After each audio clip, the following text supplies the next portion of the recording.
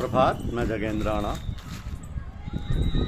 क्षणभंगुर है ये जीवन, यह हमारी आज की आध्यात्मिक चर्चा का विषय है। क्षणभंगुर है ये जीवन। ये जीवन क्षणभंगुर है, कोई ठिकाना नहीं कि कब हमारा साथ छोड़ दे, कब ये प्राण पखेरु शरीर रूपी पिंजरे से निकल कर उड़ जाए, तब पर सबको जैसे कि तैसा पड़ा रह जाएगा और हमारे किसी काम नहीं आएगा। ये सोच विचार कर सब कुछ करते धरते हुए भगवान से अपनी लौ लगाए रहे और जीवन को धन्य और सुकृत बनाए। कर से कर्म करिए विधि नाना, मन राखिए जहाँ कृपा निधाना। कभी कभी ऐसा होता है कि पूजा के दरमियान आपके अंतर में षट विकारों का जोर भी महसूस होगा। काम क्रोधादिक विकारों में प्रबलता मालूम होगी, पर वह थोड़े समय के लिए होगी। उसी प्रकार जैसे नाली की सफाई करते समय बदबू मालूम होती है, थोड़ी देर में बिल्कुल समाप्त हो जाती है। तो ऐसे अवसरों पर घबराना, परेशान नहीं होना चाहिए, वरन जिसकी देखरेख और गाइडेंस में हम चल रहे हैं उनको सूचना देते रहें और जो भी आदेश मिले उसका पालन करते रहें। सुख के साथ दुख लगा रहता है, सुख व दुख साथ साथ रहते हैं। मनुष्य समझता है कि अतुल धन कमा कर रख लेने से सुख ही सुख रहेगा, दुख नहीं मिलेगा। ये नितांत भूल है। ब्रह्मा की सृष्टि द्वंद्व रचना है। गुरुवाणी विचारी है कि कहीं वेद इतिहास पुराना, विद्व पंच गुण अवगुण साना। दुख सुख पाप पुण्य दिन राति, साधु असाधु सुजाति कुजाति।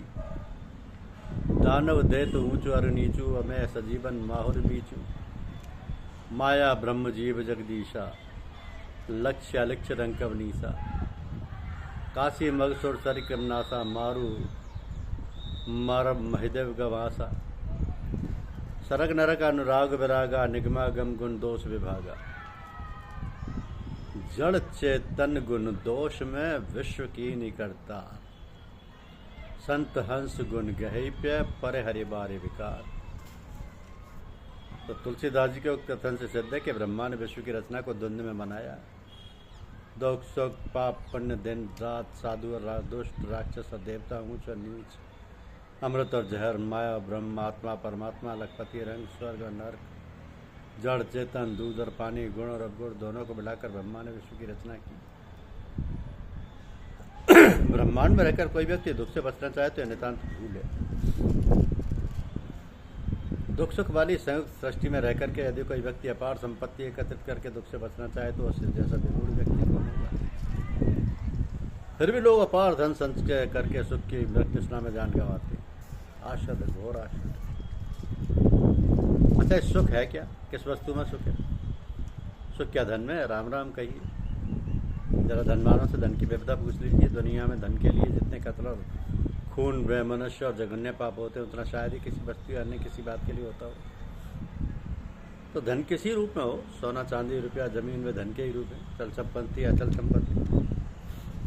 इसी के लिए सगा भाई अपने सगे भाई का गला काटता है, बेटा बाप का गला काटता है, बाप बेटे का गला काटता है। घोर अनर्थ। दुख सुख हानि लाभ जीवन मरण यश अपयश किसी के बस का नहीं। मनुष्य अपने शुभ और अशुभ कर्मों को फल भोगता है। अवश्य में भोक्तव्य कृतम कर्म शुभाशुभ। मनुष्य के मन में ये बात घुस गई है कि धनी व्यक्ति सुखी रह सकता है। बेचारा मनुष्य धन कमाने की अंधी दौड़ में जी जान से लगा हुआ है, जबकि धन सुख का कारण कम है, दुख का कारण अधिक है। धन चाहिए मगर कितना? आधी और रूखी भली सारी तो संताप, जो चाहेगा चुपड़ी बहुत करेगा पाप। रूखा सूखा खाए कर ठंडा पानी पियो, देख पर आई चुपड़ी मत लचावे। साईं इतना दीजिए जामे कुटुंब समाए, मैं भी भूखा ना रहूं साधु न भूखा जाए। यह आदर्श जीवन। संतों का व्यावहारिक जीवन देखिए। हस्ते का ज्वलंत उदाहरण। आज खाए काल को झके, ताको गोरख साथ ना रखे। सुख क्या है? मन की एक विशेष अवस्था। कैसी? मन के अनुकूल अनुभूतियों को सुख कहते हैं। दुख क्या है? वो भी मन की एक अवस्था है। कैसी अवस्था? मन के प्रतिकूल अनुभूतियों को दुख कहते हैं। सिद्ध है कि सुख या दुख न धन में है, न सगे संबंधियों में है, न बाह्य जगत के किसी पदार्थ में है। सुख और दुख मन की एक अवस्था जो बाह्य जगत के किसी पदार्थ पर आधारित नहीं, और न चल संपत्ति पर, न अचल संपत्ति पर, न ही इंद्रिय जनित चरित सुख पर। इंद्रियों का सुख स्वाद स्थायी नहीं होता। पिंड शरीर में सुख के माध्यम मुख्य रूप से 4 इंद्रियां हैं। 3 ज्ञानेन्द्रियां, आँख, कान, जिह्वा और कर्मेंद्रिय। वह है जनेन्द्रिय, संतानोत्पत्ति का माध्यम। तो ब्रह्मा का मानव सृष्टि इसी इंद्रिय से होती है। इस पर नियंत्रण पाने के लिए सद्गुरु, दया, भगवत कृपा ही सहारा है। पिंड शरीर में जो 3 ज्ञानेन्द्रियां सुख का माध्यम है, आँख, कान और जिह्वा, उनके बारे में जानने योग्य बातें ये हैं कि आँख का स्वाद है, रूप दर्शन, बाह्य पदार्थों का सौंदर्य देख,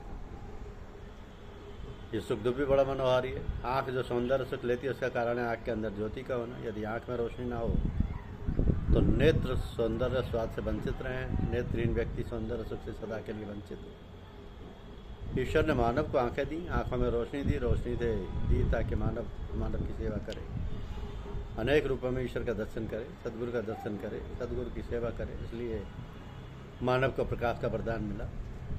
ईश्वर ने कान दिए शब्द सुनने के लिए, अच्छे शब्द सुनने के लिए, राम शब्द सुनने के लिए, सदगुरु के सत्संग प्रवचनों को सुनने के लिए। जिन कानों में राम ध्वनि नहीं सुनी गई वे कान पृथ्वी में उन बिलों के समान है जिनमें सर्प रहते हैं। ऐसा मत है गोस्वामी तुलसीदास जी का। ईश्वर ने जिह्वा प्रदान किए शरीर पोषण के लिए, फल फूल कंद मूल अन्न का प्रसाद पाने के लिए, दूध दही का भोग लगाने के लिए। शरीर पोषण के साथ साथ मानव की जिह्वा इसलिए मिली है कि मानव का कल्याण हो। जिह्वा भी मानव के हित से सुख का कारण है। गुरबानी है कि जपो रे राम नाम सुखदाई। राम नाम के 2 अक्षर में सब सुख शांति समाई। राम नाम सुखदाई, जपो रे राम नाम सुखदाई। यह है जिह्वा पाने का सुख लाभ। जिह्वा मीठे बोल बोलने के लिए और राम नाम भजने के लिए। जिह्वा ना तेल मसालों का स्वाद लेने के लिए, न कटु वचन बोलने के लिए। तो राम नाम मन दीप दर जीह देहरी द्वार। तुलसी भीतर बार है वो जो चाहे सो जिया। पिंड शरीर में जो सुख है उसका मूल भी शब्द एवं प्रकाश ही है। हाँ, पिंड शरीर का शब्द व प्रकाश शुद्ध न रहकर माया मिश्रित है। और पिंड शरीर के शब्द एवं प्रकाश का मूल मनुष्य के पार ब्रह्मांड शरीर में ही है।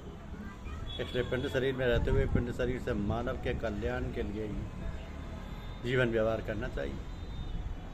पिंड शरीर मानव को लोक बनाने के लिए मिला है। लोक बनाने की कुंजी है अपने दैनिक जीवन में सत्य, प्रेम और दया का व्यवहार। तो भगवान को प्रत्येक प्राणी में देखना और प्रत्येक प्राणी में भगवान को देखना। भगवान को प्रत्येक प्राणी में देखना और प्रत्येक प्राणी में भगवान को देखना, यानी अपने में भगवान को देखना, अपने में सबको देखना, सब में अपने को देखना। ये मंत्र है लोक बनाने का। यदि लोक बन गया तो परलोक भी बन जाएगा। यदि लोक नहीं बना तो परलोक तो नाश हुआ है ही। हकलाल की गाड़ी पसीने की कमाई तथा सत्प्रेम दया का दैनिक जीवन में 100% व्यवहार, सदगुरु का सत्संग, ये लोक बनाने का बीजक है। ये लोक बनाने का बीजक है। तो ये शरीर जो है, मनुष्य का शरीर जो है, व्यापारी मनुष्य का मन है। सूरत मन से बुढ़ापे में पूछती है कि ये मन, जवानी में तो तूने खूब ऐशा आराम की, धन कमाने के भिन्न प्रकार के धंधे किए, खूब कमाया, मगर अब तो शरीर जीर्ण हो गया है। शरीर जीर्ण हो गया है। जोगी दुखिया जंगम दुखिया, तपसी के दुख दूना हो। सांस कहूँ तो कोई न माने, झूठा कहा न जाई है। ब्रह्मा विष्णु महेश्वर दुखिया, जिन्हें राह चलाई हो। अवध दुखिया भूपत दुखिया, रंक दुखी विपरीती हो। कहे कबीर सकल जग दुखिया, संत सुखी जिन मन शीतल हो। तो पिंड शरीर का सुख मन की एक अवस्था है। सुख की अपनी कोई हस्ती नहीं। सुख का भोक्ता मन है। मन माया की उपज है। माया सत का अंश नहीं, असत का अंश है। इसलिए मन भी असत्य है और मानसिक सुख भी असत्य है। तो केवल सुख की प्राप्ति के पीछे पड़े रहना नितांत भूल है। श्रद्धावान मनुष्य को ज्ञान प्राप्त होता है। तत्पश्चात मनुष्य इंद्रियों को संयम में रखता है। ज्ञान प्राप्ति के बाद उसे परम शांति मिलती है, तत्पश्चात भगवत प्राप्ति रूप परम शांति प्राप्त होती है।